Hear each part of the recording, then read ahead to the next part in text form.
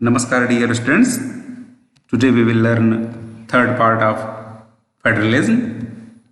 First we have to recapitulate what we have studied in the previous part, that is union list, state list, concurrent list and residuary subject.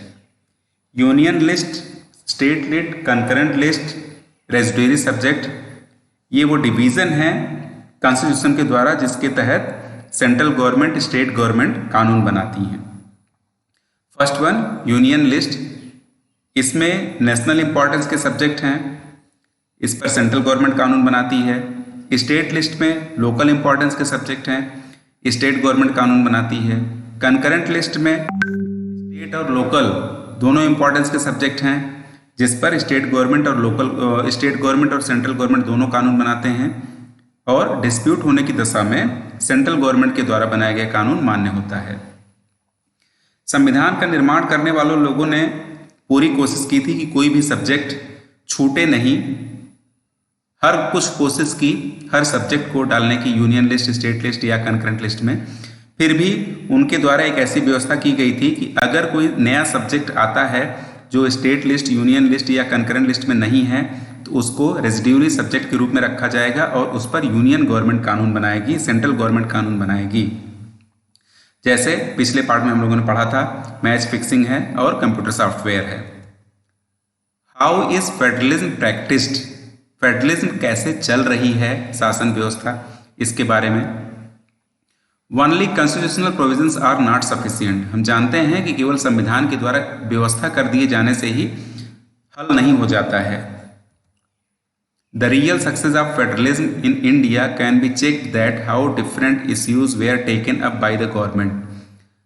समय समय पर जो चुनौतियां आई हैं, challenges I हैं, उनको government ने किस तरीके से हल करने की कोशिश की है, ये फेडरलिज्म की सफलता दिखाएगी। पहली प्रॉब्लम, लिंग्विस्टिक स्टेट्स, भाषा के आधार पर राज्यों का गठन। इसके लिए हम लोग map of India at the time of freedom, map of India of 2019 and latest map of India of 2020 देखेंगे। We will find change in the state boundary and in number also. As on today, 28 states and 8 union territory are in the India. This map is for 1947. We can see the number of states and name of state also with the boundary. This is the map of India 2019 till 2019. We can see the name of state and their boundary. And this is the latest map 2020, जिसमें अभी हाल ही में कुछ समय पहले जम्मू कश्मीर और लद्दाख दो भागों में विभाजित कर दिया। इसमें 28 स्टेट और 8 यूनियन टेरिटरी हैं। लिंग्विस्टिक स्टेट की क्या प्रॉब्लम थी? Andhra Pradesh emerge as a first linguistic state on November 1, 1956। Andhra Pradesh पहला राज्य था जिसका गवर्नमेंट ने भाषा के आधार पर पुनर्गठन किया 1 नवंबर 1956 को। इसके बाद आंध्र प्रदेश का निर्माण हो जाने के बाद demand for the formation of states on the basis of language was raised. भाषा के आधार पर गठन नए राज्य की मांग बढ़ती चली गई। क्यों?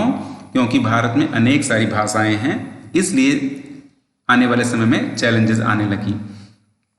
The central government registered linguistic state, बाद में जब केंद्र की सरकार को, सेंट्रल गवर्नमेंट को लगा कि भाषा के आधार पर राज्यों का पुनर्गठन अगर करते जाएंगे तो नंबर ऑफ स्टेट्स बहुत सारे ज़्यादा हो जाएंगे और ये डिमांड कभी पूरी नहीं होगी।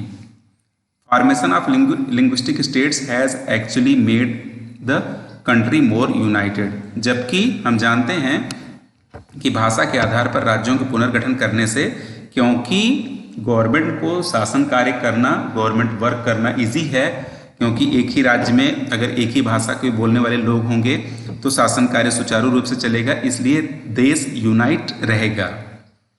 लेकिन नंबर ऑफ स्टेट्स ज़्यादा हो सकते हैं, इसीलिए गवर्नमेंट ने रजिस्टर्ड किया, रोक दिया। It has also made administration easier. अगर भाषा के आधार पर राज्यों का गठन होता है तो सही तो है, लेकिन नंबर ऑफ स्टेट्स बढ़ते जाएंगे। लैंग्वेज पॉलिसी दूसरी ऐसी समस्या। Second test of for Indian federation is language policy. दूसरी जो चुनौती थी वो भाषा की चुनौती थी। भाषा की चुनौती क्या है कि constitution did not give the status of national language to any one language. भारतीय संविधान में किसी भी एक भाषा को नेशनल लैंग्वेज का दर्जा नहीं प्राप्त है। Hindi was identifies as the official language. Hindi को सरकारी भाषा, सरकारी ऑफिसों की कार्यकारी भाषा के रूप में पहचान किया गया था। मदर टंग का 40% पीपल इज हिंदी, जबकि पूरे देश में केवल 40% लोग ही हिंदी बोलते हैं, बाकी लोग जो है अन्य भाषाएं बोलते हैं। लैंग्वेज पॉलिसी को और कंटिन्यू करेंगे। As on today 22 languages recognised as scheduled language. 22 भाषाएं आज के समय में संविधान में लिस्टेड हैं। States have their own official language. हर राज्य की अपनी अलग भाषा है। To avoid the dispute use of English for official purpose was to stop in 1965। तो संविधान निर्माण के समय ही ऑफिशियल लैंग्वेज क्या होगी, नेशनल लैंग्वेज क्या होगी, इसको लेकर के जो डिस्प्यूट था, तो नेशनल लैंग्वेज तो कोई लैंग्वेज नहीं है, लेकिन ऑफिस की लैंग्वेज के रूप में, ऑफिशियल लैंग्वेज के रूप में हिंदी के साथ साथ इंग्लिश को भी 1965 तक कंटिन्यू किया जाने का निश्चय किया गया। और ऐसा प्रयत्न किया गया कि 1965 तक हिंदी में काम करने के लिए पूरे देश के लोगों को प्रशिक्षित किया जा सके, लेकिन ऐसा नहीं हो पाया। और आज के समय में ऑफिशियल लैंग्वेज के रूप में हिंदी के साथ साथ इंग्लिश भी चली आ रही है, but it is continued till now. Hindi के साथ साथ इंग्लिश भी ऑफिशियल लैंग्वेज के रूप में यूज़ में आ रही है। तो एक तरह से ये कोशिश थी बीच बचाव की, ताकि भारत की स्थिति श्रीलंका जैसी न हो जाए। लोगों ने, राजनेताओं ने, सरकार ने एक लचीला रुख अख्तियार किया इस विषय पर। The flexibility shown by Indian government and leaders helped our country avoid the kind of situation that Sri Lanka finds itself in. जैसा श्रीलंका में हुआ ऐसा न हो, इसलिए सरकार ने, राजनेताओं ने हिंदी के साथ साथ इंग्लिश को भी ऑफिशियल लैंग्वेज के रूप में कंटिन्यू किया हुआ है। थर्ड प्रॉब्लम जिसको इंडियन गवर्नमेंट ने फेस किया is centre and state relation. There was no problem in between centre and state when the same political party was in the government. जब केंद्र में और राज्यों में एक ही पार्टी की सरकार है तब तो कोई चैलेंजेस नहीं है, क्योंकि केंद्र की सरकार, राज्य की सरकार जब अपनी ही पार्टी की है तो केंद्र की सरकार राज्य की सरकारों की देखभाल करती है, उनको मदद करती है, सहायता करती है। लेकिन बाद में समस्याएं उत्पन्न हुई। Afterwards problem started. कब? जब केंद्र में किसी और पार्टी की सरकार और राज्यों में किसी और पार्टी की सरकार बनने लगी तब। ऐसे समय में केंद्र की सरकार उन राज्यों के लिए मददगार नहीं साबित होती थी जिन राज्यों में किसी दूसरी पार्टी की सरकार थी। लेकिन ये समस्या समय के हिसाब से अपने आप थोड़ा थोड़ा हल होने लगी। कैसे? जब कोलिजन गवर्नमेंट अस्तित्व में आने लगी सेंट्रल गवर्नमेंट में। तब ये कोलिजन गवर्नमेंट क्या है? जब कोई एक पार्टी अपने दम पर अकेले सरकार नहीं बना पाती है और एक से ज़्यादा राजनीतिक पार्टियां मिल करके सरकार बनाती हैं, तब ऐसी सरकार को कोलिजन गवर्नमेंट के रूप में कहते हैं। In the coalition government there are more than one party who come together and make form of government. तो जब कोलिजन गवर्नमेंट अस्तित्व में आई तब केंद्र की सरकार ने उन पार्टियों को भी बराबर का दर्जा देने की कोशिश की जिनके द्वारा, जिनकी मदद से, जिनके सहयोग से, जिनके कोऑपरेशन से केंद्र की सरकार बनी हुई है। तो अगर केंद्र में किसी और पार्टी की सरकार है लेकिन वो कोलिजन गवर्नमेंट है, तो राज्यों में अगर किसी दूसरी पार्टी की सरकार है जिस पार्टी ने केंद्र की सरकार को मदद की है, तो केंद्र की सरकार उस राज्य की सरकार के लिए मददगार होती थी। इस तरीके से सेंट्रल और स्टेट गवर्नमेंट के जो रिलेशन थे वो धीरे धीरे मधुर हो गए, अच्छे हो गए। Next and last, decentralisation in India 1922। बहुत महत्वपूर्ण सब्जेक्ट है।